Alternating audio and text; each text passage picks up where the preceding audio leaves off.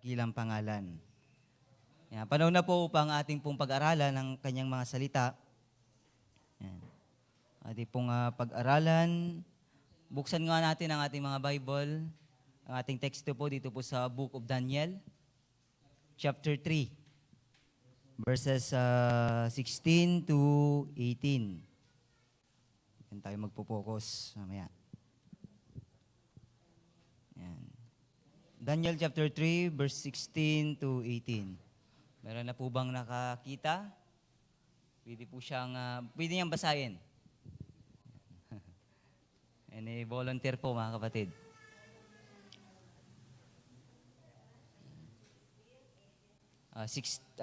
Chapter 3, verse 16 to 18. Sige, ande.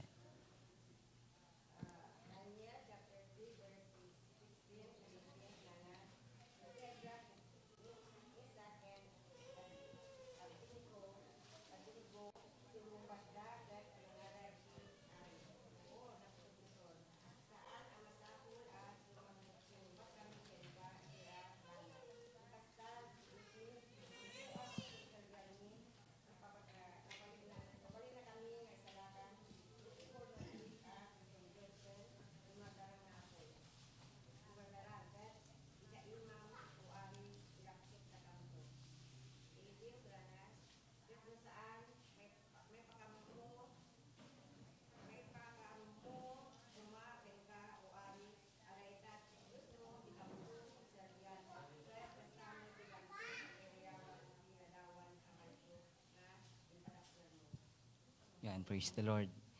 Sa mga Tagalog, yan, babasahin ko rin po sa Tagalog.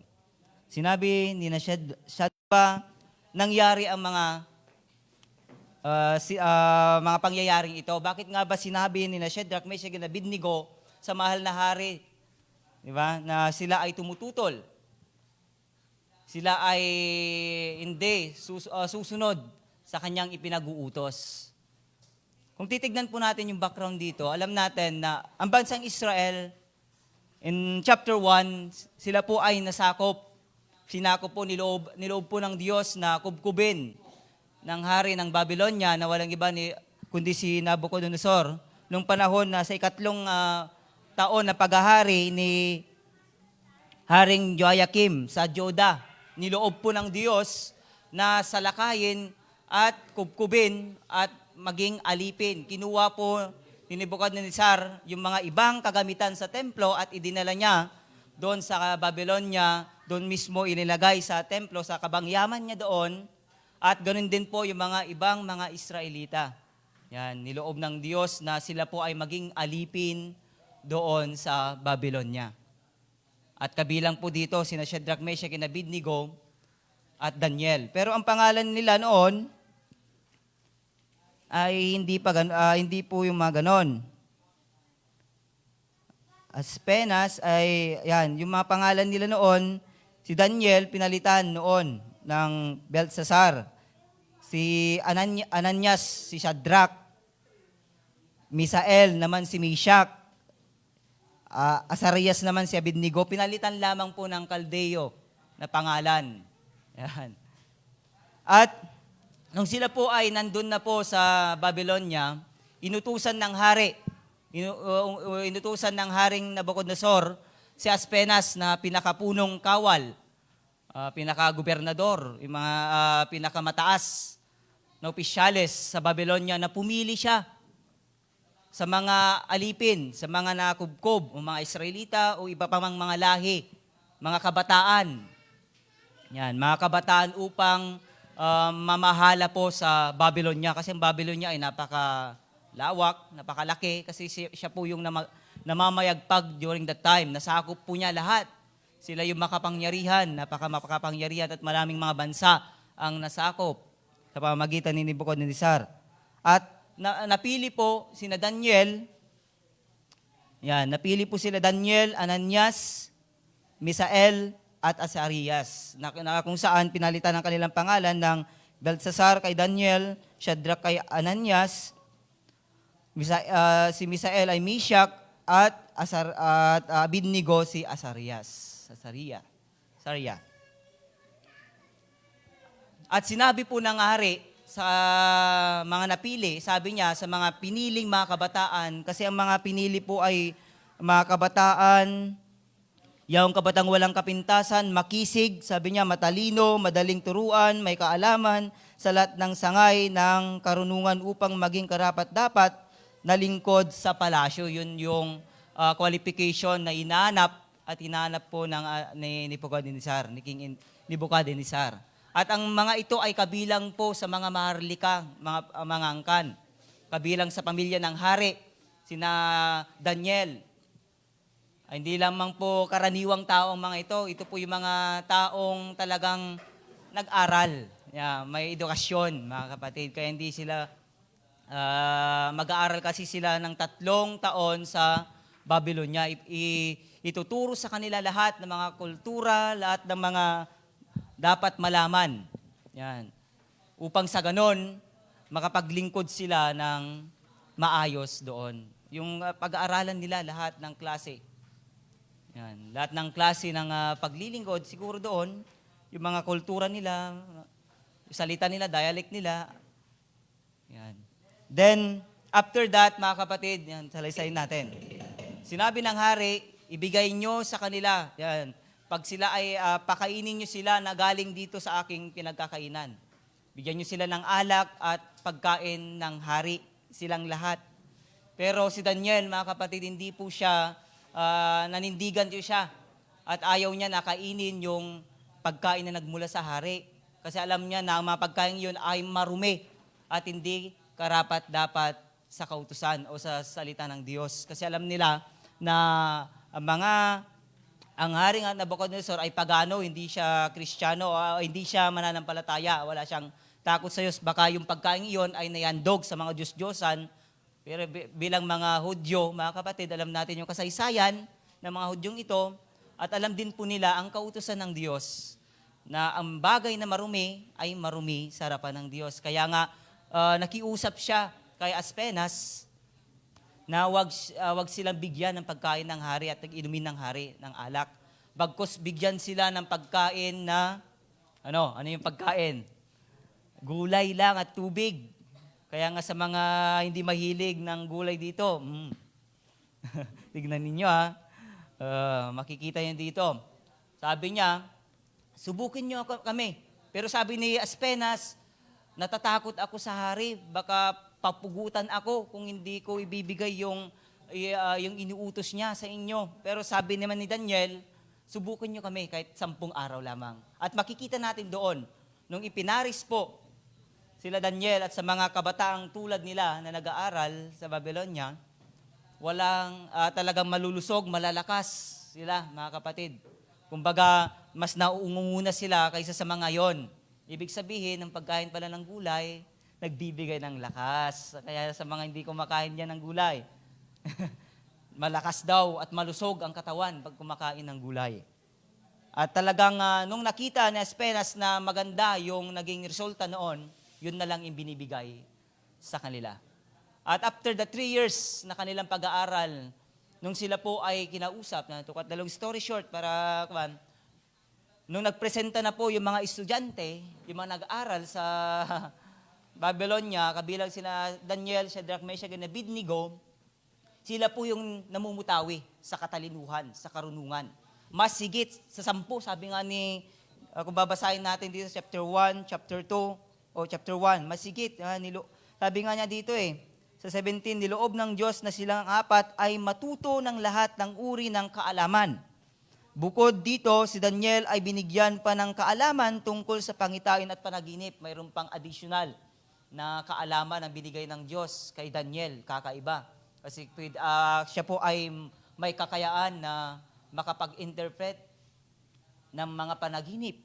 Sabi niya nga tungkol sa pangitain at panaginip, kaya niya itong ipaliwanag, kaya niya itong sabihin na kahit hindi mo binabanggit. Ayan. Makikita natin, ayan. Isa-isahin po natin. Then, sabi niya dito, pagkaraan ng 3 taon, itinakda ng hari sa pagsasanay sa kanila ang lahat ng kabataan pinili ni Aspenas at iniharap niya kay Haring Nebuchadnezzar. Isa-isa silang kinausap ng hari. Ngunit nakita niyang nakahigit sina Daniel, sabi nga, Ananias, Misael at Asarias. Kaya sila ang napili ng hari upang maglingkod sa palasyo. Silang apat. Kaya nga makikita natin dito yung blessing ng ating Panginoon. Dahil naging tapat sila sa Diyos, sa kanilang paglilingkod sa Diyos, iniangat sila ng Diyos. May plano ang Diyos kung bakit inayaan niya na sila ay mapunta doon. Maging alipin ng mga taga-Babylon niya. Then, sa chapter 2, makikita po natin dito mga kapatid, na dumating ngayon na ang hari ay nabagabag dahil mayroon po siyang panaginip, na nabagabag siya sa panaginip, na naginip po siya kasi ng parang hindi may paliwanag na panaginip. At gusto niya ng kaliwanagan kasi nababagabag po siya. Yan. Babasahin natin sa chapter 2. At pinatawag niya lahat ng mga inkantado, mga kwan niya. Sa Daniel chapter 3, yung kwan po natin. Dati titignan lang po natin yung background nito. Dahil dito, ipinatawag niya ang lahat ng salamangkero, inkantador, manggagaway, mga manghuhula, upang ipaliwanag ang kanyang panaginip. Yan, tinawag niya lahat ng mga matatalino sa palasyo. Yung mga manghuhula pa nga lahat ng astrology, sabi pa nga sa ibang mga translation. Yung mga talagang matatalino upang ulahan at ipaliwanag ang kanyang panaginip. Kasi naguguluhan po ang mahal na hari. At nung sinabi ng mahal na hari, sabihin niyo sa akin. Yan. Kasi kung sino man ang makapagsasabi at makapag-i-interpret sa aking panaginip, pararangalan ko siya. Yun ang challenge ng hari sa kanila. Pero sabi naman ng mga ito, mahal na hari, nais po namin malaman, nais po namin sabihin ninyo para ma-interpret namin. Yan. Ang hari, sabi niya, nagalit siya, pinatatagal lamang. Kasi ang sentensya ng lahat ng iyon, kung hindi nila may paliwanag ang kanyang panaginip, silang lahat ay matitigok, mamamatay. Talagang kamatayan ang kaparusahan. Kaya nga sabi dito, mahal na hari, makawa sila na sabihin ng mahal na hari para ma-interpret nila. Pero wala po. Hindi po sinabi ng hari. Di ba? Matatalino, manghuhula, mga bakit hindi nila maulaan? Di ba? Mga manghuhula na nga Mga salamangkero na nga, pero hindi nila maulaan kung ano yung panaginip ng hari. Yan. To cut the long story short, nung hindi na nila maipaliwanag ang panaginip ng hari, yan, iniutos niya na kay Aryok na patayin kapitan, isa ng kapitan, na patayin na po ang mga yon. Pero nabalitaan ni Shadrach, Meshach, and Abednego at ni Daniel, kasi kabilang po sila sa mga mapapatay, mga kapatid. Tinanong niya ang kapitan, bakit anong nangyari? Sinalaysay naman ng kapitan na hindi nila inaipaliwanag ang panaginip ng hari. Kaya nga umingi siya ng pahintulot, sabihin mo sa hari, nabigyan ako ng kunting panahon para ako mismo ang magpapaliwanag, sabi ni Daniel kay Aryok, yan, sa hari. At binigyan siya ng kunting pagkakataon.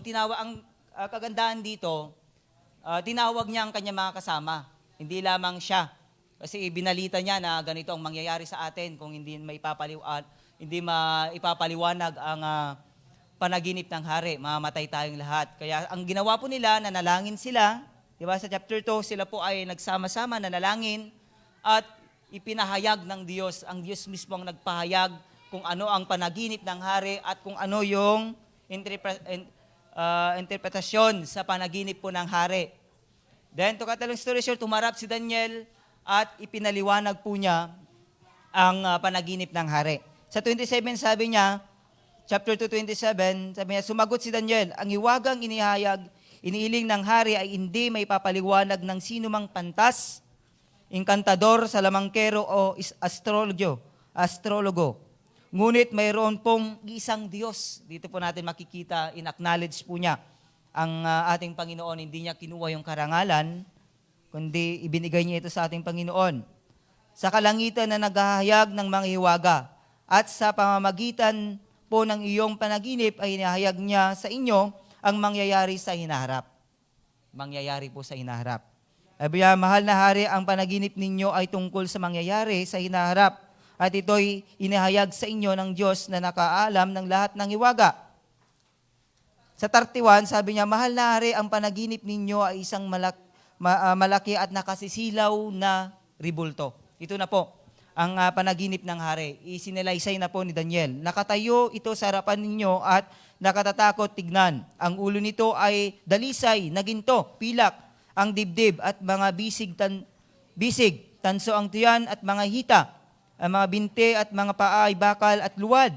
Habang ito'y tinitignan ninyo, may batong natipak sa bundok, huwagsak sa mga paa ng ribulto at nadurog ang mga paa. Ito po yung mga pangyayari. Ang tinutukoy po dito, kung babasahin pa natin, pababa mga kapatid, yung ribultong yon inirepresent po sa mga kaharian. Babylonian Empire, Grecian Empire, yung mga sumakop, yung mga di ba, ngayon ano pang namamayagpag na ngayon, di ba, Roman Empire. Kung babasahin natin ito, kasi ito sa Revelation Pero iba po yung nito. Sabi nga, mahal na hari, sa 36, yan po ang iyong panaginip at narito naman ang kahulugan. Kayo ay pinagkalooban ng Diyos ng kaharian. Ito na po. Sa 37, punuspos ng kapangyarihan, kapamalaan at karangalan, niloob ng Diyos na masakop ninyo ang lahat ng tao, hayop at ibon sa langit ng dako. Kayo ang katumbas ng ulong ginto. Nung sinabi po ni ni Daniel, yung katagang yun na po yung parang pumasok sa isip ni Haring Nabucodonosor. Ayan. Kaya nga sabi niya ito, ang susunod sa inyo ay ikalawang kaharian, ngunit mahina kaysa inyo. Pagkatapos lilitaw ang pangatlong kaharian na sinasagisag ng tanso at sasakupin nito ang mga naunang kaharian. Ang pang-apat na kaharian ay sintigas ng bakal katulad ng nagagawa ng bakal. Dudurugin ng kahariang ito ang buong daigdig. Ang ibig namang sabihin ng nakita ninyong mga paa ay yari sa bakal at luwad na ito. Mahati ang kaharian, ngunit manatili ang tigas ng bakal pagkat ito'y pinaghalong bakal at luwad. Ganito naman ang ibig sabihin ng mga pangyayari sa pinaghalong bakal at luwad. Magiging makapangyarihan ang kaharian, ngunit madaling babagsak. Ang kahulugan ng pinagsamang bakal at putik ay haluang pag-aasawa. Ngunit hindi ito magtatagal kung paanong di maaring pagaluin ang bakal at putik. Sa panahon ng mga haring yaon, ang Diyos ay magtitindig ng isang kaharian, hindi may babagsak kailanman ni masasakop ni numan. Dudurugin nito at ganap na wawasakin ang iba pang kaharian. Yun po yung paliwanag. Ano pat hindi na makababangon ang mga yon kahit kailan. Ito po yung mga mangyayari po sa hinaharap. At alam natin, yung pinag-aaralan po natin, ang, di ba, the millennial, pero iba po yan. Yan lang po yung mga paliwanag po ni Kwan. Iba yung topic natin. Then, nung naipaliwanag po ni Daniel, ang panaginip, o naipaliwanag po ni Daniel ang panaginip ng hari, ang hari mismo nagpatira pa. Nakikita natin dito, nagpatira pa siya sa chapter 2 verse 46. Nagpatira pa si Haring Nabucodonosor sa harapan ni Daniel. Pagkatapos, inutusan niyang sambahin ito sa pamamagitan ng mga handog at iba pang alay. Sinabi niya kay Daniel, dahil sa ginawa mo sa hiwagang ito, naniniwala ko. Diba? Napaniwala pa si Haring Nabucodonosor na ang Diyos mo ang pinakadakila sa lahat ng Diyos. Siya ang dapat kilaling Panginoon ng lahat ng hari. Siya lamang ang makapaghahayag ng anumang hiwaga. At si Daniel po ay pinarangalan. Yan. Pinarangalan at kasama ng kanyang mga tatlong kasama. Kaya iniling niya sa hari na sina Shadrach, Meshach at Abednego ay pamalahanan. Bigyan ng katungkulan, ng higit pa. At si Daniel po ay naging tagapamahala, naging leader, namahala siya sa isang lalawigan doon sa Babylonia. Then, sa chapter 3 mga kapatid, makikita po natin dito. Sabi ko nga kanina, iba yung interpretasyon ni Haring Nabucodonosor sa sinabi po ni Daniel sa paliwanag na nainganyo siya sa sinabi niya na ikaw ay makapangyarihang hari, niloob ng Diyos na sakupin mo ang lahat, ikaw yung ulong gintong ito. Kaya ang ginawa po ni Haring Nebuchadnezzar, mga kapatid, dito na po sa chapter 3, makikita natin, nagpagawa po siya ng ribulto, nayari sa ginto, napakalaking ribulto, na kung saan tinawag po niya ang lahat. Pagkatapos, ipinatawag niya ang mga gobernador, katulong ng gobernador, komisyonado, ingat yaman, hukom at iba pang punong bayan para sa pagtatalaga sa nasabing ribulto. Nang nasa harap na sila ng ribulto, malakas na ipinahayag ng tagapagbalita. Inuutos sa lahat ng tao mula sa alinmang bansa at wika na magpatira pa at sumamba sa ribultong ito. Sa sandaling marinig ang tunog ng tambulin, plauta, kudyapi, alpa at iba pang instrumentong musika. Sinumang hindi susunod ay hagis sa naglalagablab na pugon. Yan. Nang tumunog nga ang mga instrumento, lahat ng nakarinig nito ay nagpatira pa. Sumamba sa ribultong ginto na ipinagawa ni Haring Nebuchadnezzar. Makikita po natin dito yung napakabigat na utos na linagdaan, itinalaga po nila ang ribultong yon na sino man, lahat ng lahi, bansa na nasakop po nila na nandun po sa Babylonia, inutos po ng hari na pag narinig po nila yung instrumento, yung plauta, kudyape, yung musika, pagkarinig po nila, dapat silang lahat ay magbabow down. Sasamba doon sa ribultong iyon. Nung tumunog po yon, di ba, lahat. Pero makikita po natin dito, mga kapatid, sa chapter 3, mayroon lamang 3, di ba? Sinamantala po ng mga Kaldeyo, yung mga naiinggit kina Shadrach, Meshach, and Abednego. Kasi hindi sila nagpatira pa.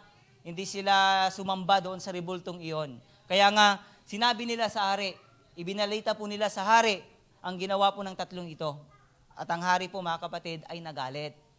Siyempre, nagalit siya. Kasi alam natin na ang sino mang hindi susunod sa kanyang utos, ang kabayaran nito, ano ba ang kabayaran ng hindi pagsunod sa hari?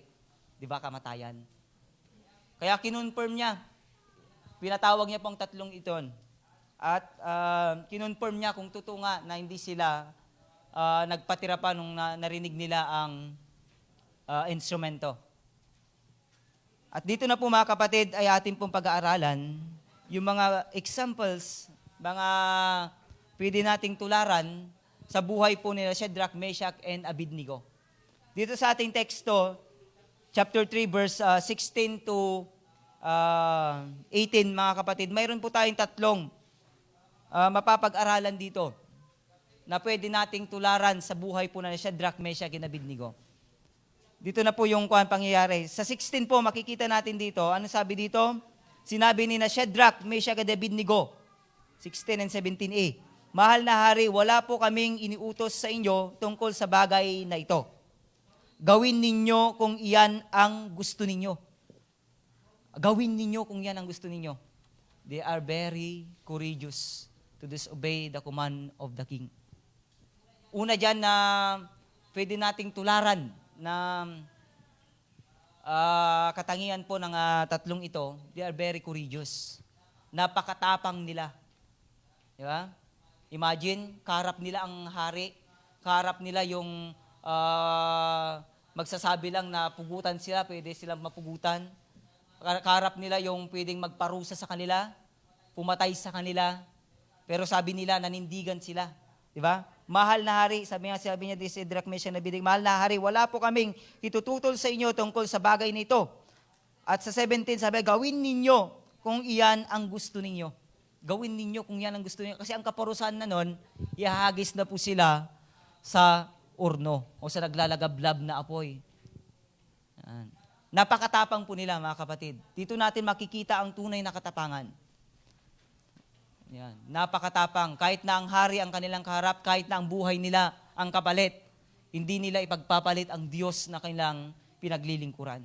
Kilala nila ang Diyos, mga kapatid. Simulat sa sa chapter 1 pa lamang, makikita na natin doon na experience na kasi nila ang Diyos sa kanilang buhay. Imagine, yung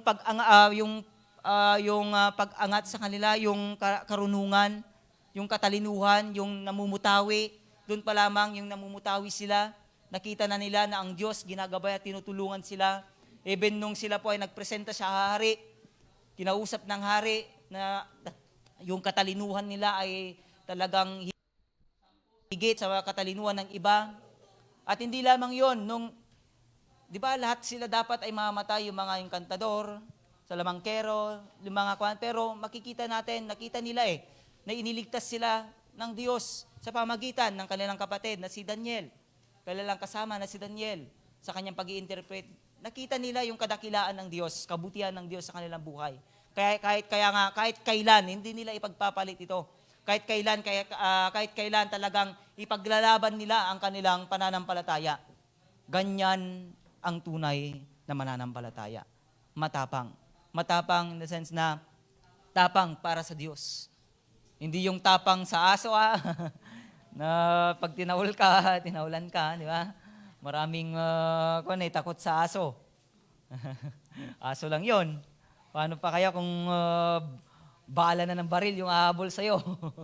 Yung itak o ano pa man. Pero sila mga kapatid, apoy. Imagine, apoy. 7 times pa yon na mas mainit sa unang pagpapainit ng apoy na yon. Ibig sabihin, pag pasok mo pa lang, sunog ka na kaagad. Ha? Pero makikita natin doon mga kapatid, di ba? Sabi niya, gawin ninyo kung iyan ang gusto ninyo. Alam na nila na kapalit na yon ang kanilang buhay.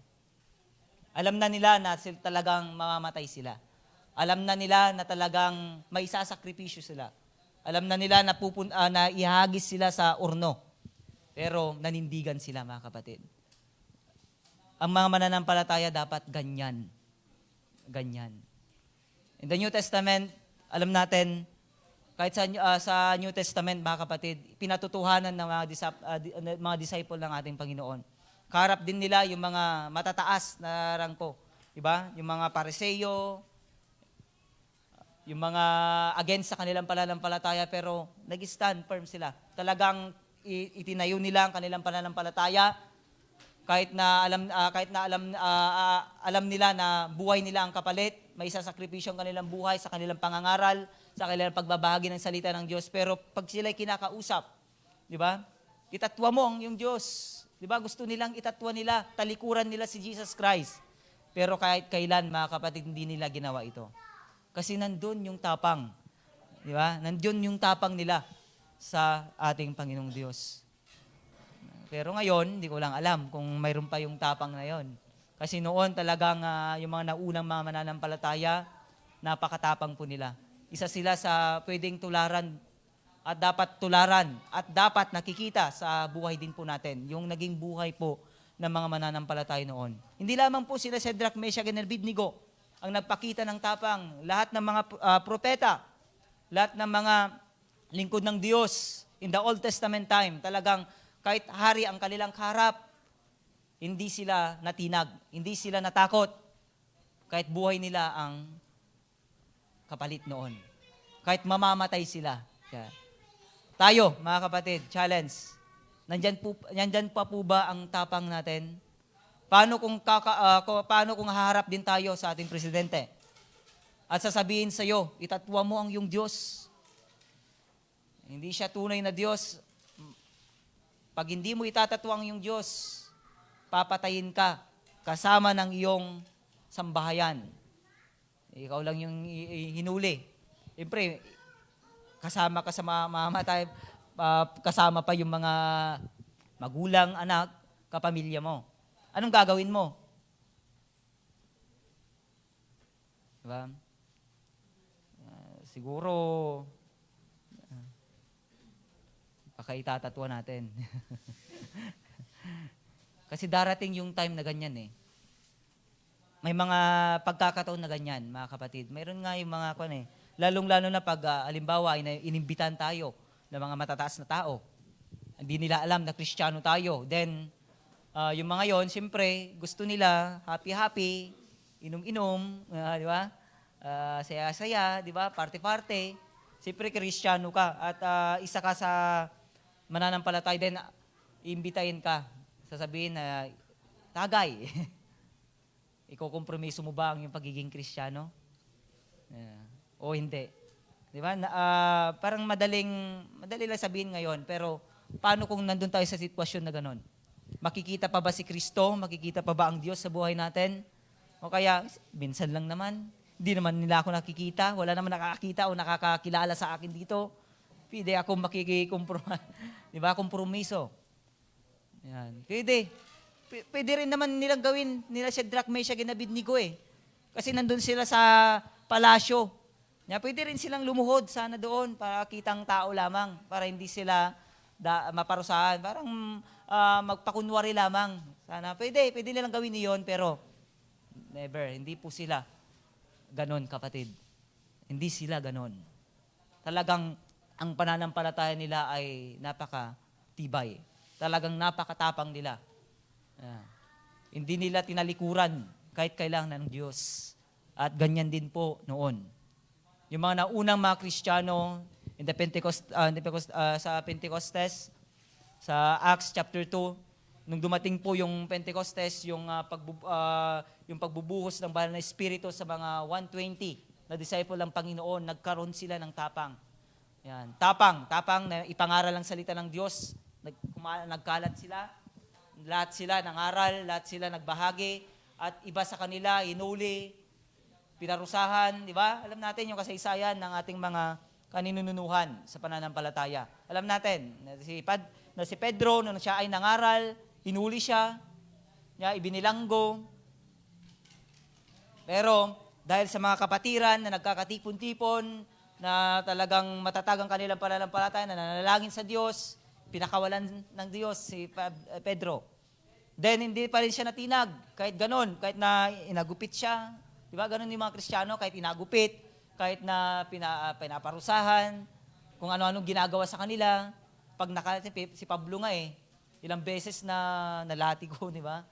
Ilang beses na talagang ang buhay niya ay nasadlak sa talagang magiging kamatayan na, pero hindi pa rin siya natinag sa pagbabahagi, pag-share sa salita ng Diyos. Ganon din po sa atin.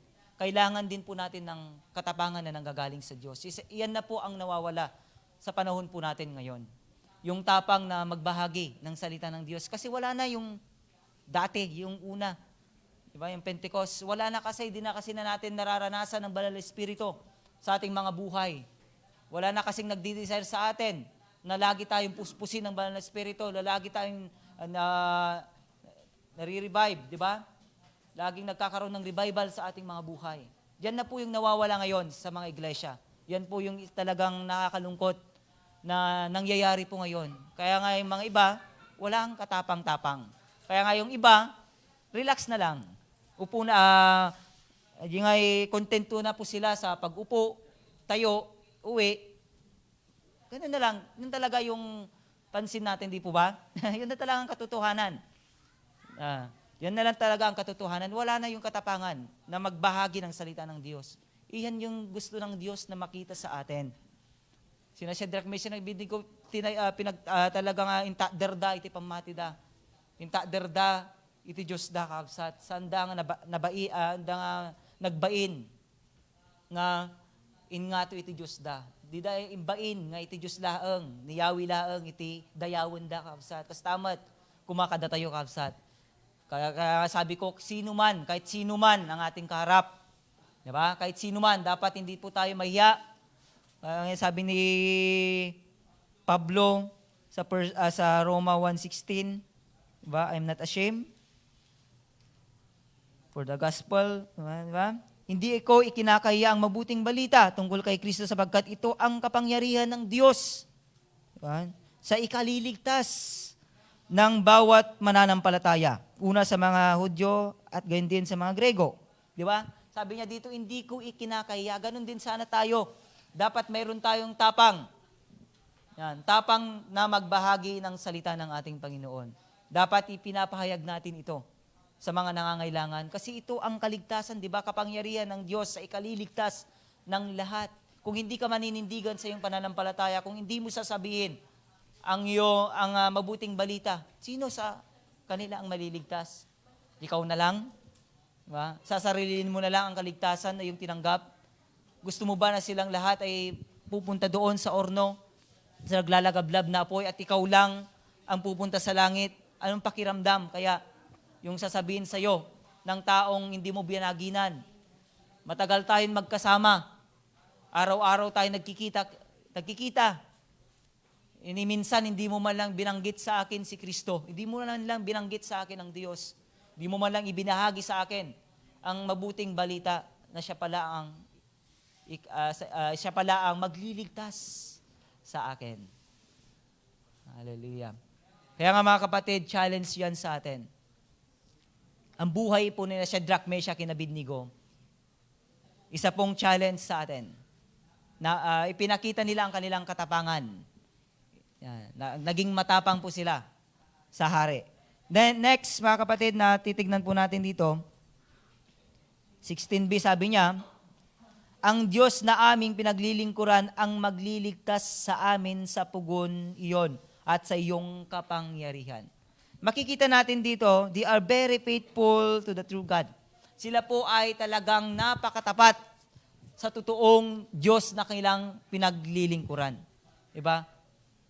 Siya, sabi niya dito, diba? Sabi niya, ang Diyos na aming pinaglilingkuran ang magliligtas sa amin. Naniniwala pa rin sila, mga kapatid, na kahit na sila ay hagis doon sa ornong yon, kayang-kaya pa rin silang iligtas ng Diyos. What a big faith, di ba?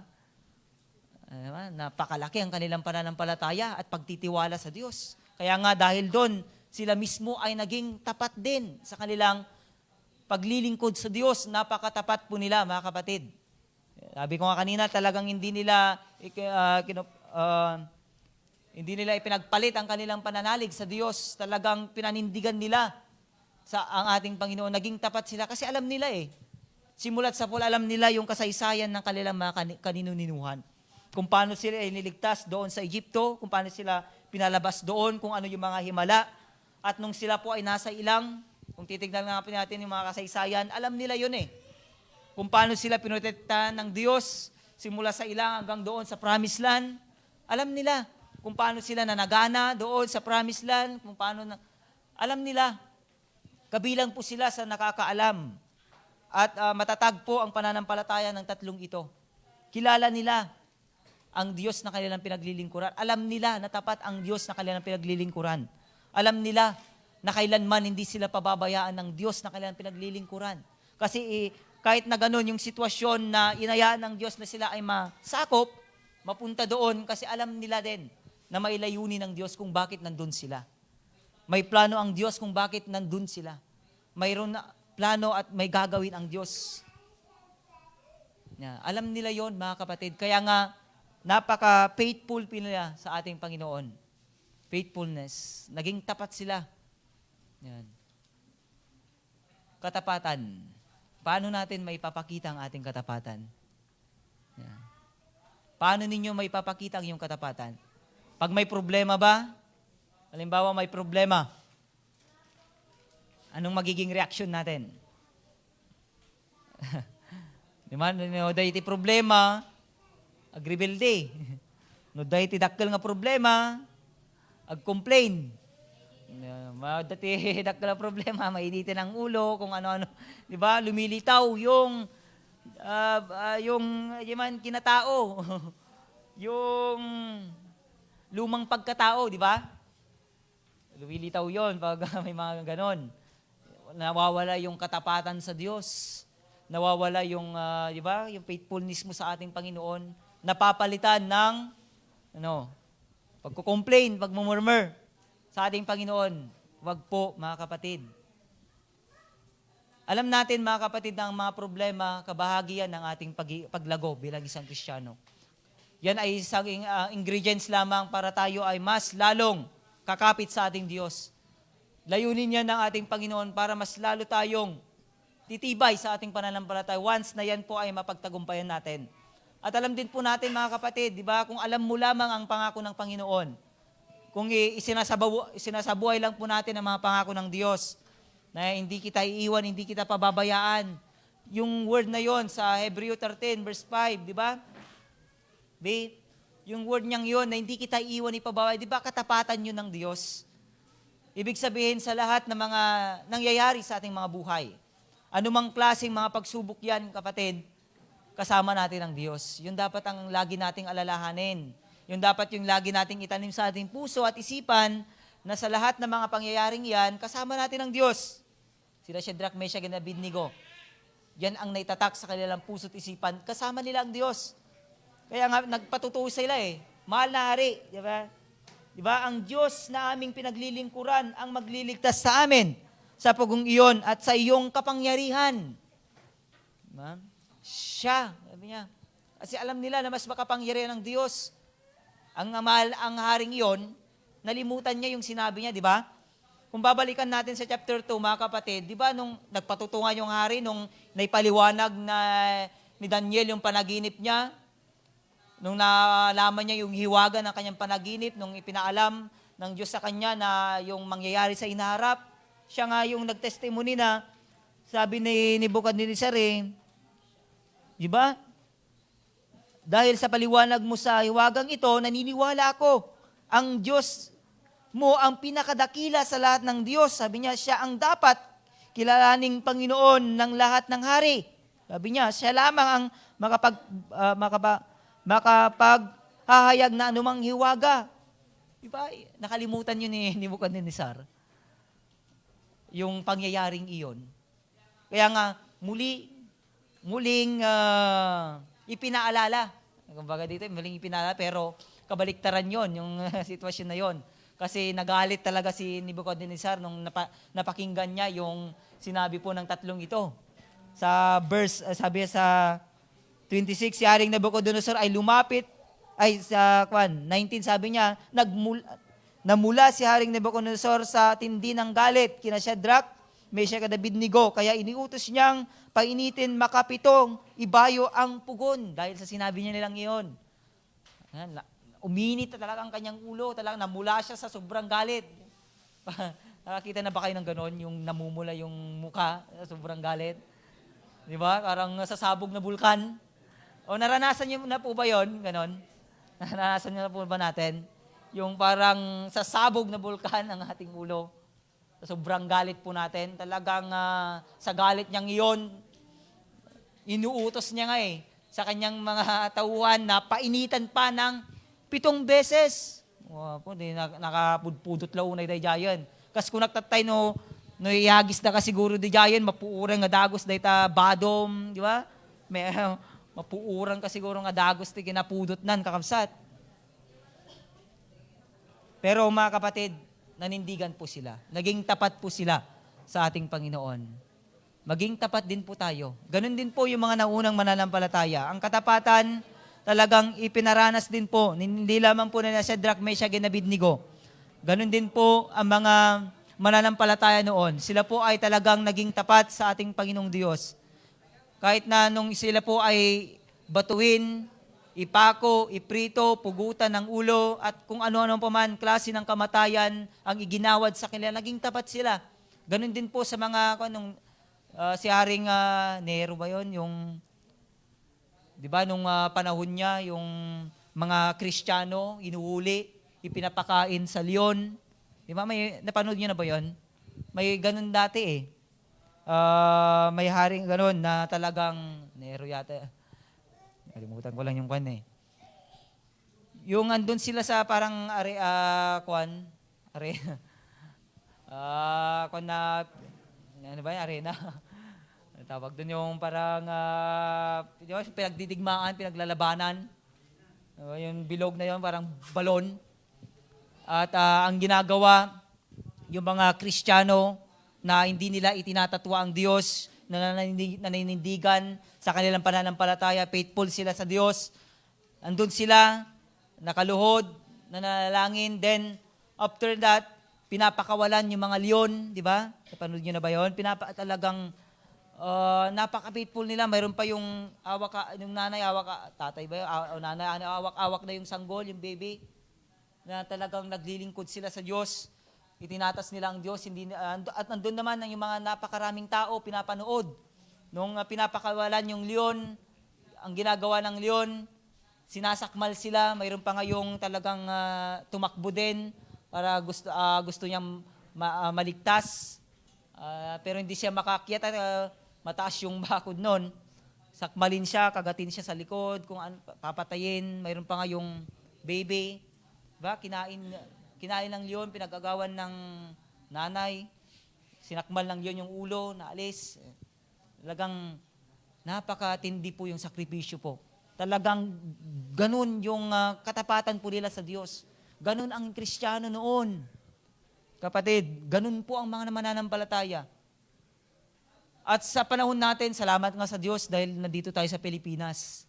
Sa mga ibang bansa na hindi po naniniwala kay Kristo. Sa mga bansa na inuhuli pa rin yung mga Kristiyano. Sa mga bansa na pinapatay pa rin yung mga Kristiyano. Sa mga bansa na pinipersecute pa rin ang mga Kristiyano. Nag-aasat tayo dito yung akalsat, malaya po tayo, di ba? Malaya tayo. Ang kalayaang ito na binigay sa atin ng Diyos, nagiging kampante na tayo sa ating kalayaan. Ini-enjoy na natin. Wala na tayong ginagawa. Kahit malaya tayo, hindi pa rin nakikita sa atin ang ating katapatan sa Diyos. Marami pa rin nagdidisobey sa Diyos. Marami pa rin matigas ang ulo. Marami pa rin hindi sumusunod sa Diyos. Marami pa rin hindi nagiging tapat sa Diyos. Napakasimpleng bagay, di ba? Laging pinapangaral sa ating pagbibigay. Diyan pa lamang hindi nakikita yung ating katapatan sa Diyos. Bakit? Hindi kasi tayo talaga tunay na faithful. Di ba? Napakasimple, di ba? Mga bagay-bagay na sa tingin natin, di ba? Kung ikukumpara natin yung buhay nila noon, na mas mahirap ang buhay nila noon, pero nandun pa rin yung kusang loob nila na magbigay, tumulong sa mga Macedonian believers. Sa atin ngayon, di ba? Pinagpapala na nga tayo ng Diyos, di pa rin pa natin nakikita yon. Diba? Ibinibigay na nga ng Diyos ang lahat ng pangangailangan natin, hindi pa natin kayang suklian at ibigay din ang para sa ating Panginoon. Ganyan ba ang anak ng Diyos? Ganyan mo ba maipapakita ang iyong katapatan? Dito, sa buhay ni Shadrach, Meshach, and Abednego, mga kapatid, buhay nila. Buhay ang usapin dito, mga kapatid. Ikaw, kaya mo bang isakripisyo ang iyong buhay para sa taong hindi mo namang kakilala? Kung ibabase din natin sa buhay ni Kristo, si Kristo nga di ba? Kaya niyang isinakripisyo ang kanyang buhay. Ang Diyos nga kaya niyang ibinigay, isinakripisyo ang kanyang anak na si Jesucristo para ikaw at ako ay mailigtas lang sa tiyak na kaparasan doon sa naglalagablab na apoy. Sa sakripisyong yun na ipinakita ng ating Panginoon, kunting bagay lang yung hinihingi niya sa iyo, di mo man lang kayang may bigay. Diba? Masakit pero talagang totoo. Na talagang yan po ang nangyayari sa atin. Kaya nga sabi nga, marami ng iglesia ang nadeceive ng kaaway. Marami ng iglesia ang talagang parang nananamlay. Parang walang nakikitang paglago sa spiritual na buhay. Oo, balago tayo sa bilang. Pero how about sa ating spiritual na buhay? Nakikita ba sa atin ang paglago? Nakikita ba sa atin na talagang tayo po ay nagmamatured sa ating pananampalataya? Nakikita ba na may pagbabago lagi sa buhay mo? Nakikita ba na laging nare-revive ka? O lagi mong nararanasan ang kapangyarihan ng Diyos? Ang pagkilos ng Diyos? O nakikita ba na lagi kang nag-i-enjoy sa paglilingkod mo sa Diyos? O kaya, saka ka lang mag-i-enjoy, saka ka lang matutuwa, saka ka lang magagalak pag may natanggap kang malaking pagpapala.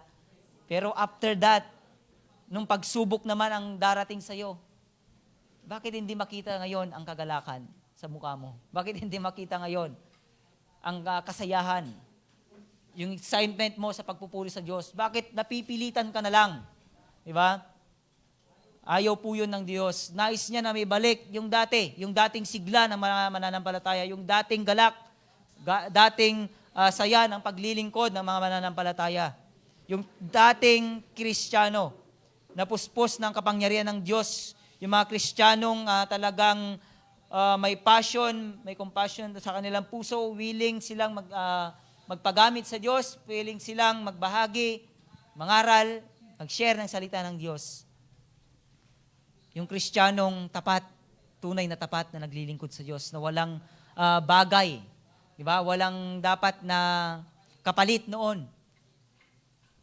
Sa New Testament time, mga kapatid, sa katapatan, ibabase ko rin ito sa noon, nung panahon po, dati kasi uso, di ba? Alam natin, even Old Testament, uso yung mga band-servant. Uso po yung mga nabibiling mga magiging alila, di ba? Magiging alipin, di ba? Band-servant eh. Dulos sa Greek word nyo yun. Ibig sabihin, working without pay. Sila po yung mga nabibili, binibili ng kanilang mga amo na magtatrabaho sa kanila habang panahon. Hanggat, hindi sila palalayain ng kanilang amo. Ang mga ito, mga kapatid, silang mga servant na yon, ang gagawin nila sa umaga, kasi ang basehan kasi ng kayamanan nila noon, di ba, malawak na bukirin, mga malaming alagang hayop, at di pa ba. At ang ginagawa po ng mga ito, sila po ay pupunta doon, umaga pa lamang, pupunta na sila sa bukid, magtatrabaho sila doon na maghapon. Then mga 6, ganyan ng hapon, silang lahat ay, siyempre, uuwi. Maglilinis. Siyempre, pag nanggaling ka sa bukid, anong kuan mo? Di ba, madumi ka? Madumi. Siyempre, talagang maglilinis sila, maliligo siguro, magbibihis. Then, after that, ang gagawin po ng mga ito, silang lahat ay, gagawin po nila, maghahanda sila ngayon ng pagkain ng kanilang amo.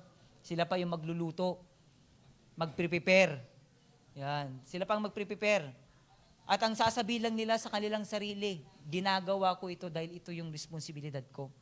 Ginagawa ko ito kasi ito yung tungkulin ko. Hindi sila humingi ng appreciation, di ba? Yung tao ngayon, yan yung laging hanap, appreciation. Di ba? Sa mga ginagawa. Yan yung pero sila hindi po talagang ginagawa nila kasi andun yung katapatan nila. Kasi alam nila na sila ay binili. Alam nila na sila ay talagang maglilingkod lamang sa kanilang amo. Yun lang yung gagawin nila habang sila ay nabubuhay, habang sila ay nandun sa puder ng kanilang amo. Mga kapatid, wala silang sweldo. Wala. Kahit na yung appreciation, wala. Sabi nga nila sila lang mismo yung nag-i-encourage sa kanilang sarili. Ginagawa ko ito dahil ito yung responsibilidad ko. Kungkulin ko at gawain ko ito. Ganyan din ang gusto ng Diyos na makita sa atin. Yung mga bagay-bagay na ginagawa natin, ginagawa ko ito. Dahil ito yung kalooban sa akin ng Diyos. Yan yung paraan para maipakita ang iyong katapatan. Gagawa ka ng bagay na naaayon sa Diyos kasi tapat ka sa Kanya. Yun yung dapat mong isipin. Tapat ka kasi sa Diyos. Gagawin mo ang bagay na yan dahil siya ang pinaglilingkuran mo. Responsibilidad mo na gawin yan. Wag mo lang hanapin yung mga appreciation. Hindi ka man makita ng tao, di ba? O hindi ka man mapansin. Minsan kasi, di ba, maraming nagtatampo kasi hindi napapansin ng pastor na yung pagwalis na lang, paglinis sa church, di ba, katapatan din yan? Katapatan mo sa Diyos. Yung mga simple lang na mga bagay-bagay na nakakatulong sa ikalalawak ng karya ng ating Panginoon, ang gawain ng Diyos sa lugar na ito. Di ba katapatan yan, pagpapakita ng katapatan mo, gagawin mo ang bagay na yan kasi ang pinaglilingkuran mo, hindi ang tao. Ang Diyos ang pinaglilingkuran. Gagawin mo ang bagay na yan kasi gusto mong malugod ang Diyos sa buhay mo. Di ba? Gusto mong malugod ang Diyos sa buhay mo. Gusto mo na siya mismo ang magpala sa'yo. Gusto mo na siya mismo ang mag-appreciate sa'yo. Huwag mo nang, saan mo na ang, saan mo nga ikitan, kakabsat? Huwag mo nang ikita ang iyong mata sa iba. Ginagawa mo ang lahat ng iyan para sa Diyos. Alam ko naman na yan po yung natin. Gagawin po natin sa mga may ministry. Yan. Iba't iba ang klase ng ating mga ministry, mga kapatid. Meron sa music, multimedia, even sa paglilinis. Kung yan ay sama-sama na ginagawa ng bawat Kristiyano, madali, di ba? Pero kung yan nga, dadalawa lang yung kwan, kaya makikita nga sa ating buhay yung katapatan talaga sa ating paglilingkod sa Diyos. Sabi ko nga, sa mga simpleng bagay yan, hindi ka na nga tapat, paano kapag pagkakatiwalaan ng Diyos sa mga bagay? Di ba, mayroon pa nga siyang tinalintulad parable, mga kapatid. Yung tatlong binaginan ng salapi. Tatlong binaginan ng salapi, yung isa, 5,000, 2,000 yung isa, 1,000 yung isa. At umalis yung amo, sinabi niya na ibinigay yan, gawin niyo kung ano yung nararapat dyan. Yung una, yung binigyan ng 5,000, iginawa niya. Talagang panagtrabaho niya yon. Yung 2,000, ganun din. Kaya tumubo yon. Pero yung isa, natakot, ibinaon niya, hindi naman lang niya ilinagay sa bangko para damot interest na. Uri no, manong atawon nga di nagargarawan, damot ti anak na, kuma. Wala. Nung dumating yung Panginoon, di ba, sabi niya, mabuti, sabi niya sa isa at tapat na lingkod. Kasi yung lingkod na yon, ipinagkawang gawa niya yon, pinagtrabaho niya yon, kaya kumita, pinagpala. Then yung ikalawa, yung 2,000, ganun din. Pero yung isa, di ba, sabi niya, hangal. Hindi mapagkakatiwalaan na lingkod. Punta ka doon sa naglalagablab na apoy. Ganun ganun po talaga. Kaya nga, ang katapatan, mga kapatid, ay nagbibigay po ng buhay at kaligtasan sa ating Panginoon. Kasi sabi nga ng Biblia, ang mga nananatiling tapat hanggang wakas ang siyang maliligtas. In the book of Matthew chapter 24:13, di ba? Ang mga nananatiling tapat hanggang wakas ang siyang maliligtas. Sabi nga ni Shadrach, Meshach, and Abednego, ang Diyos namin ang magliligtas sa iyong kapangyarihan, sa iyong galit at iyong kapangyarihan, mahal na hari. Alam nila ang nanatiling tapat hanggang wakas ang siyang maliligtas. Sino ang mga yon? Ikaw ba? Ako ba? Siyempre, di ba? Ikaw ba? O ako ba? O siyempre huwag tatanungin ko kayo, di ba? Lahat tayo dito gustong maligtas, di ba? Gustong pumunta sa langit. Wala namang ayaw dito na pumunta sa langit. Na hindi pumunta doon. Gusto nating lahat ay pupunta doon. Kaya nga mga kapatid, ngayon pa lamang, reminder sa atin, maging tapat na po tayo sa ating Panginoon. Katapatan. And then last, in verse 18, sabi niya dito, at kung hindi man niya gawin ito. Di ba? Yung una kanina, sinabi niya na ang Diyos namin ang siya magliligtas sa amin. Pero sabi niya sa 18, at kung hindi man niya gawin ito, hindi pa rin kami sasamba sa ribultong ipinagawa ninyo. Makikita mo doon, hindi pa rin kami sasamba. They are very obedient to God. Yan. Hindi lamang faithful, hindi lamang courageous, hindi lamang faithful, obedient pa sila sa ating Panginoon. Diba? Hindi pa rin kami sasamba. Ibig sabihin, alam nila at kilala nila ang kanilang sinasamba at pinaglilingkuran. Kilala nila na ang kanilang pinaglilingkuran, ang kanilang sinasamba ay ang tunay na Diyos. Ang Diyos ng kalangitan, ang Diyos ng langit at lupa, ang Diyos ng lahat na nakikita natin dito. Siya ang Diyos ng mga Diyos, hari ng mga hari. Siya ang tapat na Diyos, siya ang Diyos na maawain, mabagin, mapagmahal, at higit sa lahat, siya ang Diyos na lumigtas sa atin. Nagparanas ng kanyang grace, awa. Yan, diba? Sa atin. Alam po nila yon. Kaya nga, they are very obedient to God. Napaka-obedient po nila. Talagang alam nila na siya lamang ang kanilang dapat na paglingkuran. Siya lamang ang dapat nilang susundin. Wala nang iba, mga kapatid. Diba? If you love me, sabi nga ng Bible, sa John, diba? 14:15, if you love me, keep my commandments. Kung iniibig niyo ako, sinusunod ninyo ang aking mga utos. Sina Shadrach, Meshach, at Abednego, sinusunod po nila 100%. Hindi nga sila nag-bow down Doon sa revolto na pinagawa ni Haring Nebuchadnezzar, sabi nga nila, hindi pa rin kami sasamba sa revoltong ipinagawa mo. Makikita po natin dito, mga kapatid, di ba, nung sila po ay inihagis po, dahil sila po ay nagpatutuo sa kanilang paglilingkod sa Diyos, dahil sila po ay nanindigan sa kanilang paglilingkod sa Diyos, naging tapat sila, naging matapang, naging tapat, at naging masunurin sa ating Panginoon, hinihagis sila sa pugon. Diba? Ginapos nga sila nang di na inalis ang pantalon, baro, gura o alinman sa kanilang kasuotan at inihagis sa pugon. Dahil naging masunurin sila sa Diyos.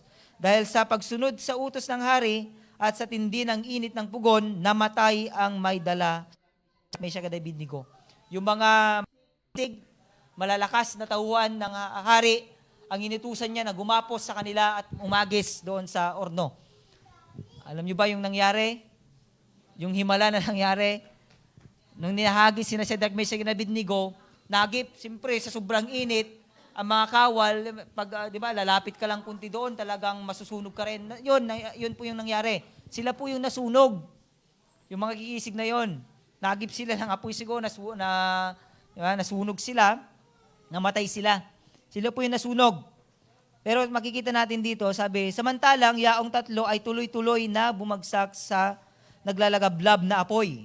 Tuloy-tuloy. Ibig sabihin, talagang tuloy-tuloy na bumagsak doon na kung gaano kalalim yon. Tuloy-tuloy, sabi naman, siyempre malalim siguro yon. Medyo malalim. Then, walang ano-ano'y napalundag si Haring Nabucodonosor kasi siya, kasama ng mga pantas o yung mga matatalino o yung mga marlika doon, andun po sila. Tinutunghayan yung ganong kaparusahan, yung mga nag-akusa sa kanya, kay Shadrach, Meshach, andun rin sila eh. Tinitignan nila yung mangyayari. Pero yung kahanga-hanga na pangyayari dito, si Haring Nabucodonosor ay pamanghang, di ba? Napalundag si Haring Nabucodonosor, pamanghang itinanong. Tinanong niya sa kanyang mga tagapayo, hindi ba tatlo lamang ang inihagis sa apoy? Opo, kamahalan. Sagot nila, bakit apat ang nakikita kong lalakad-lakad sa apoy at hindi nasusunog at yan isa ang tingin ko'y, di ba? Diyos. Wow. Ang ganda po yung pangyayaring nun. Napalundag. Ibig sabihin talagang parang na-shock. Diba? Nabigla siguro kasi nakita niya mismo yung kamangha-mangha, yung himala ng tatlong iyon na hindi nasunog. Yung tatlong iyon na tatlo lamang yung ninagis, then nakita niya yung hari, apat sila. Yung isa lalakad-lakad na hindi nasusunog, ang tingin niya parang Diyos. According sa mga Bible scholar, yun po ay si Jesus Christ, walang iba kundi si Jesus Christ. Sabi mo nila. Yung kasakasama po nila na nagligtas sa kanila. Then, si Haring Nabucodonosor ay lumapit sa bunganga ng orno. Sinabi niya, "Halika kayo rito, Shadrach, Meshach at Abednego, mga lingkod ng kataas-taasang Diyos." Dito muli na ibalik yung pananampalataya ni Haring Nabucodonosor.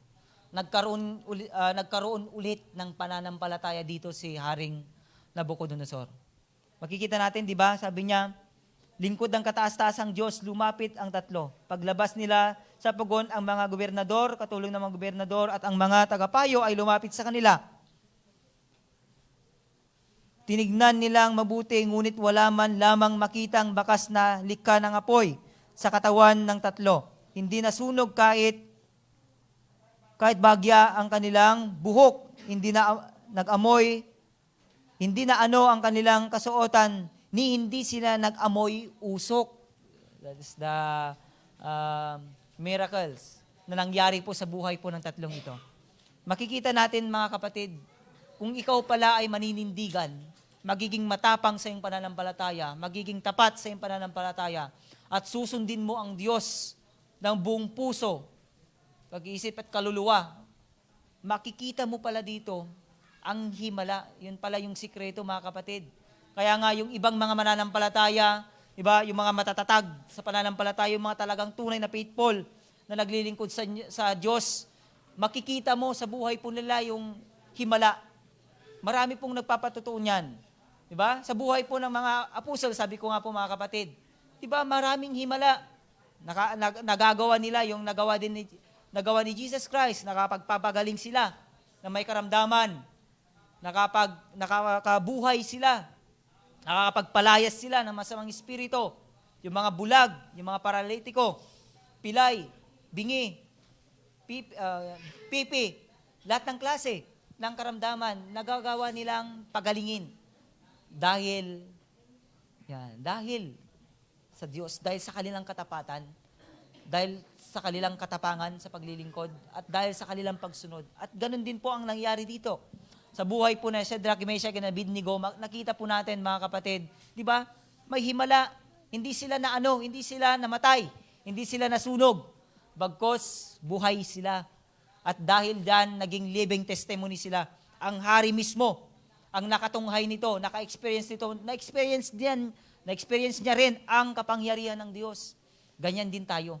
Kung tayo po ay maninindigan sa ating pananampalataya, tayong lahat ay magbabahagi, magiging matapang na magbahagi sa salita ng Diyos, makikita din ng tao.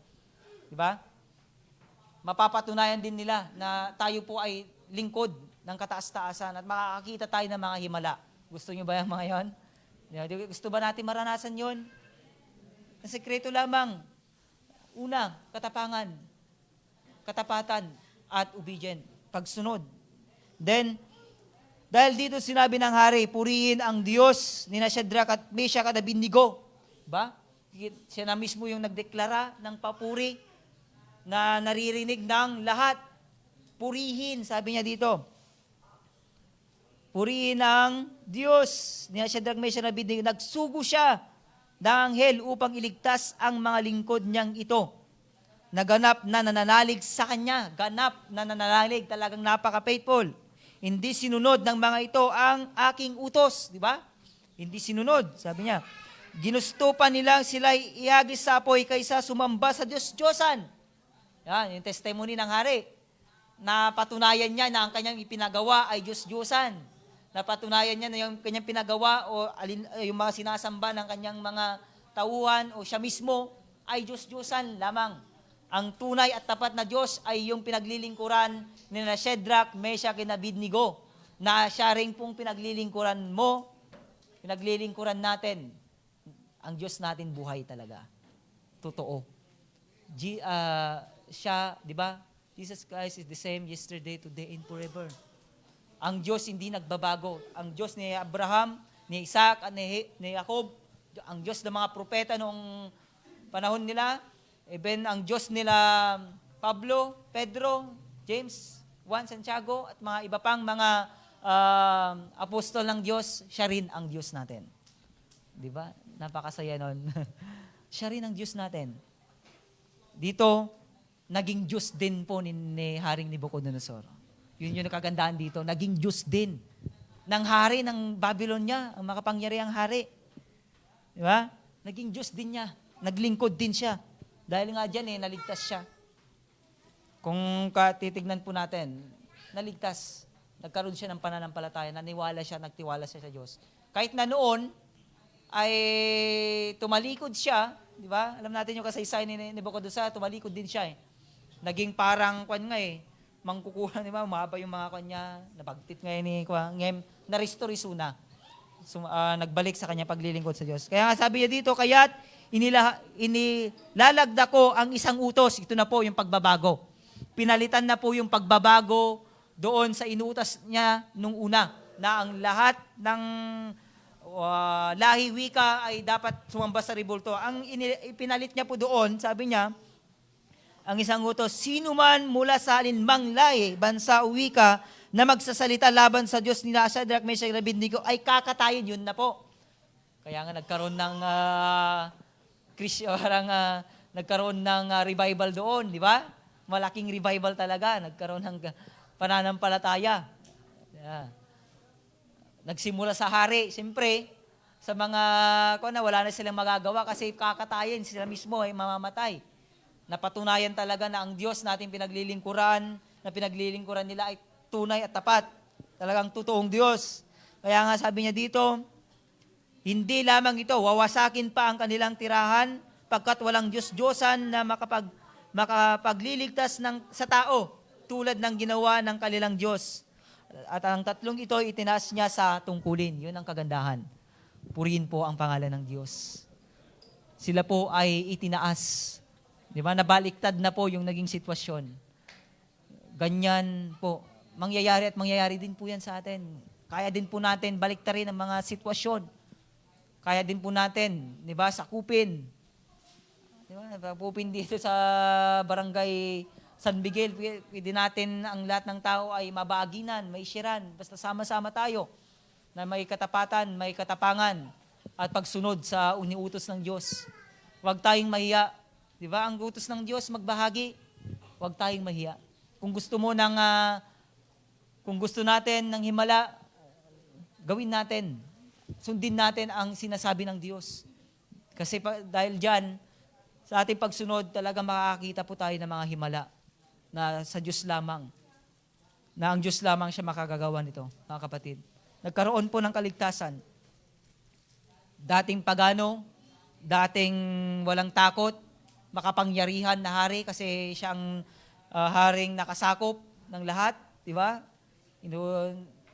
Lahat ng tao noon, nung panahon po niya, talagang maraming kaharian ang napasuko niya, maraming kaharian, maraming tao ang naalipin niya, kabilang na dyan ang mga taga Jerusalem, Judea, si Haring Joachim at iba pa. Pero makikita po natin, nabago po ang pananaw ng haring ito. Nagkaroon siya ng takot sa Diyos. Nagkaroon siya ng paggalang sa totoong Diyos. Nagkaroon siya ng paglilingkod sa Diyos dahil sa ginawa ng tatlong ito. Diba? Examples to follow from the life of Shadrach, Meshach, and Abednego. We must adapt as a Christian. They are very courageous to disobey the command of the king. Yan. Even though yung punishment ay kamatayan. They are very faithful to the true God. Talagang naging tapat sila sa Diyos. Hindi sila kompromiso sa kanilang pananampalataya. Ipinaglaban nila ito. Then, they are very obedient to God. Naging masunurin sila hanggang wakas. Hanggang sa sila po ay ihagis sa orno. Naging masunurin sila sa totoong Diyos. Sa tunay na Diyos. At hindi po sila binigo ng Diyos. Nandun yung kaligtasan. Nandun pa, di ba? Mayroon pang pagpapala doon eh. Itinaas sila. Kaya nga naging bantog sina Daniel at ang tatlong ito sa kaharian ni Nebuchadnezzar. Naging katangit at talagang sila po. Yun pala ang layunin ng Diyos. Di ba? Akala natin sa mga nangyayari sa ating mga buhay, kung minsan napapatanong tayo, bakit nangyayari ito sa akin? Bakit inaaya ng Diyos na mangyari ito sa akin? Bakit ako pa yung nakakaranas ng mga ganitong pangyayari? Diba? Kung minsan hindi natin maunawaan yung mga plano ng Diyos sa ating mga buhay. Hindi natin maunawaan yung mga nais ng Diyos sa ating buhay. Yan. Sa mga patutuo, mga kapatid. Yan. Sa patutuo ko rin, di ko rin lubos maisip, di ba? Na may mga nangyayari sa buhay nga talaga. Pero unti-unti mong matutuklasan yan kung talagang faithful ka sa Panginoon. Kung tapat ka, masunurin ka sa Kanya, ipapaliwanag yan ng Diyos sa tamang panahon. Hintayin mo, di ba? Sabi nga eh. Kaya nga, kung ngayon ay naguguluhan ka, ipanalangin mo sa Diyos. Yan lang naman yung solusyon niyan eh. Ipanalangin mo sa Diyos kung ano man yung plano niya sa iyo, kung ano man yung programa niya sa iyong buhay, dapat mangyari at matupad yon.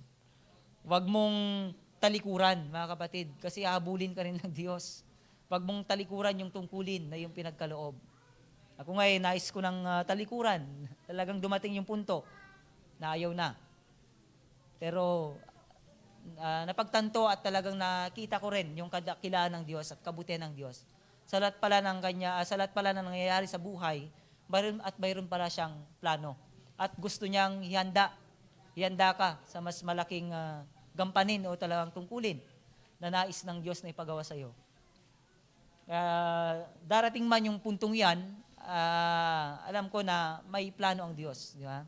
Darating man yung punto na aalisin ako ng Diyos dito, siyempre mayroon siya mas malaking plano na sa pupuntahan na kung saan ilalagay niya ako. Kasi nga, tinawag naman tayo. Sabi ko maraming tinawag. Maraming tinawag pero kukunti ang tutugon. Sa Bible School, mga kapatid, doon, talagang marami din kami na nag-aaral, pero nasalang eh. Sabi nga kung talagang tinawag ka ng Diyos, doon pa lamang, talagang makikita na makapagtatapos ka. Yun po yung kasi marami din mga tinawag, may pinag-aralan din, mga kwan din, pero hindi sila nagtatapos. Pero salamat sa Diyos. Yan. Doon pala napatunayan ko na nakapag-aral ako doon, nakapagtapos ako doon, may plano na ang Diyos sa akin. Mayroon na talagang tungkulin na nais ng Diyos na ipagawa sa akin. Kaya sa atin po, mga buhay, mga kapatid, ano man po yung mga sitwasyon natin ngayon, sabi ko nga, mayroon pong layunin ng Diyos kung bakit nangyayari yan. Go with the flow. Yeah? Sa flow ng ating Panginoong Diyos. Ano man yung nais ng Diyos, dapat gawin mo. Yan. Ganun po ang ginawa po ng tatlong ito. Kaya yan po yung maikling salita ng Diyos. Jesus. Medyo matagal tayo yan po yung salita ng ating Panginoon. Meron po kayong may daragdag at katanungan pa? Yes, brother.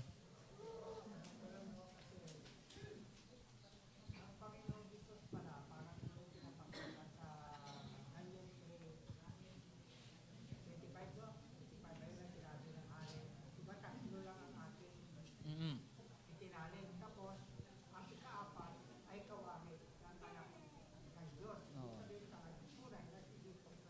Oo. Mm-mm. Mm-mm. Katawang tao na.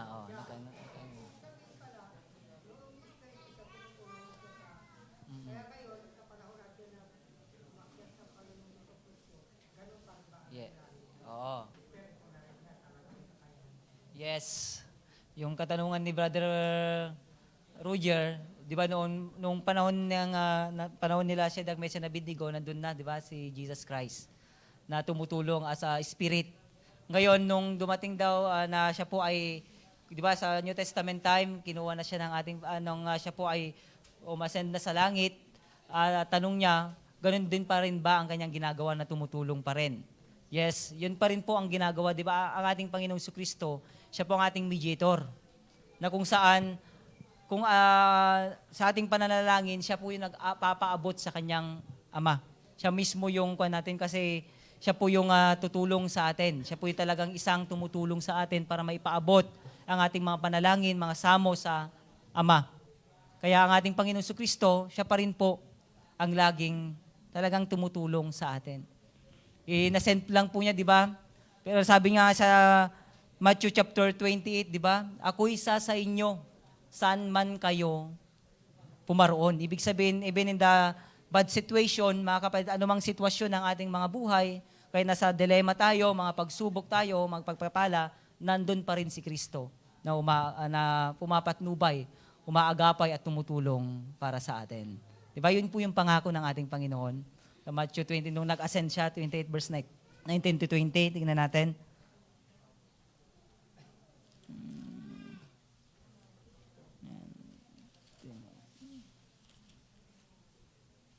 Matthew 28, yan. Tingnan natin, basahin natin.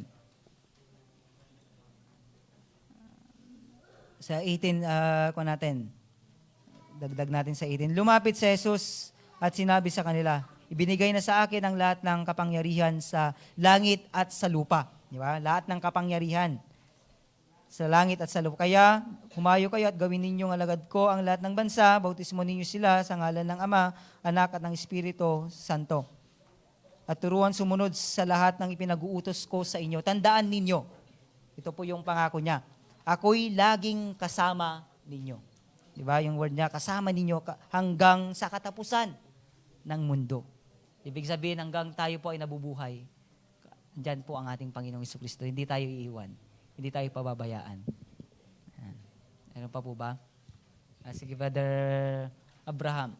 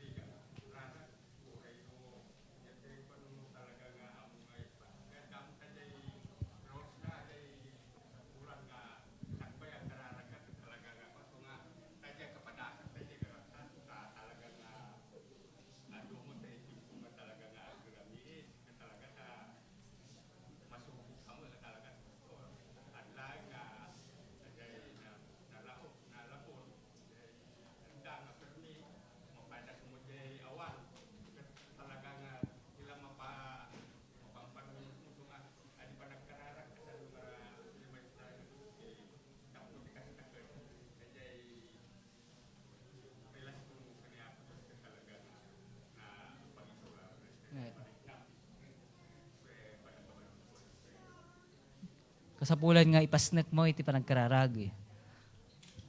Kung natin kaabsat, di ba?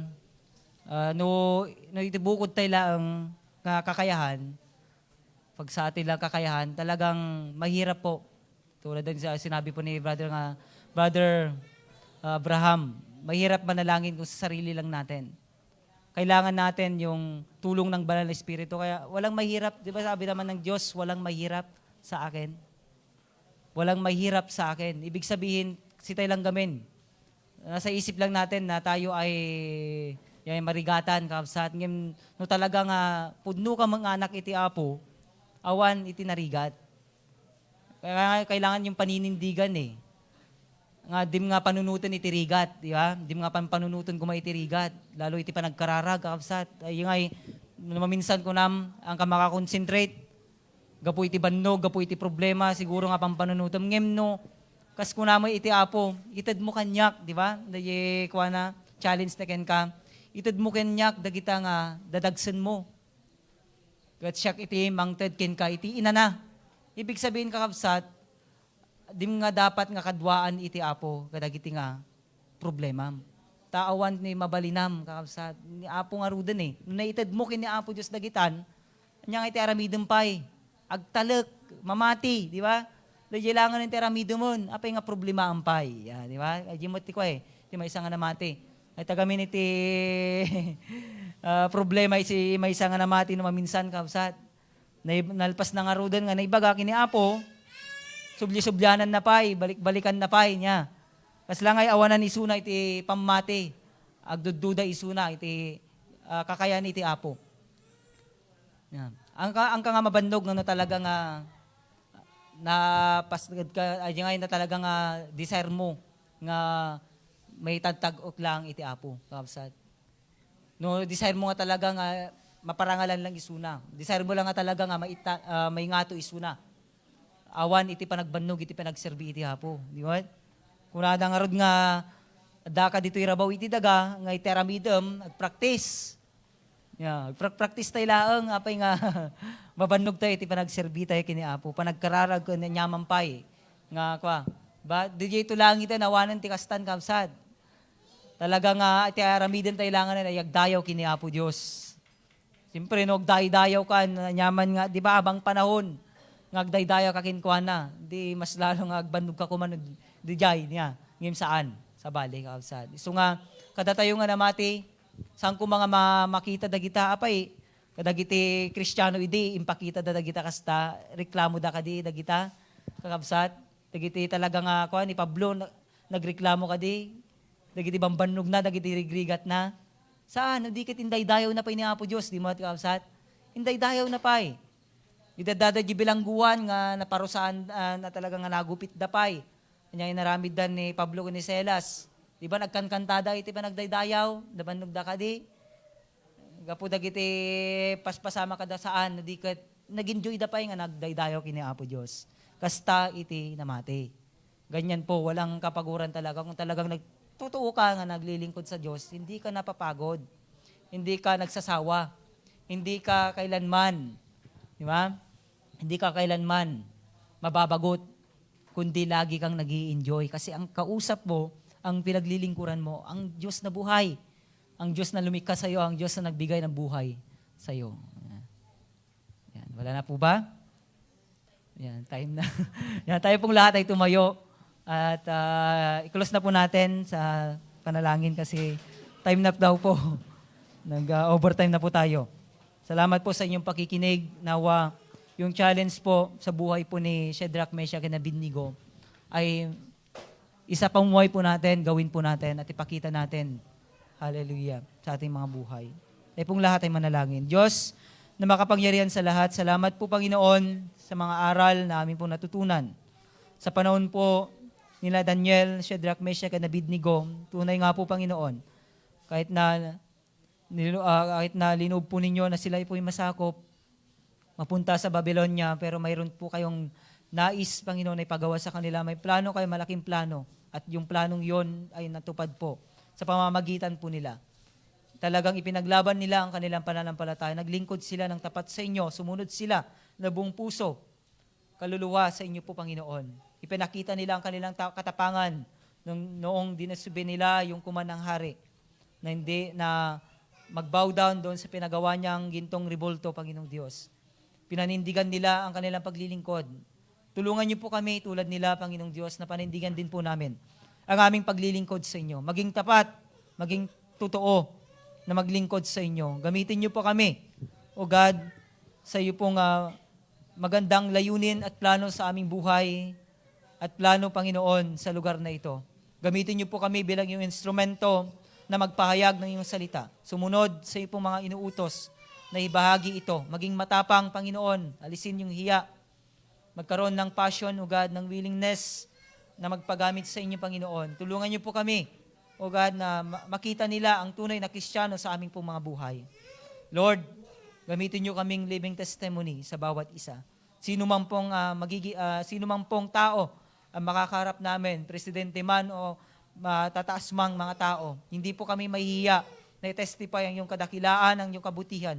Hindi kami mahihiya na ipakita sa kanila na kami po yung mga Kristiyano, mga tunay na lingkod ninyo. Kaya Lord, tulungan niyo po kami, tulad po nila, naging matatag sila sa kanilang pananalig sa inyo. At gawin din po ninyo sa buhay ng bawat isa na maging matatag din po kami sa aming paglilingkod sa inyo. Salamat po. Ito ang aming panalangin sa makapangyarihang pangalan ni Jesus. Amen.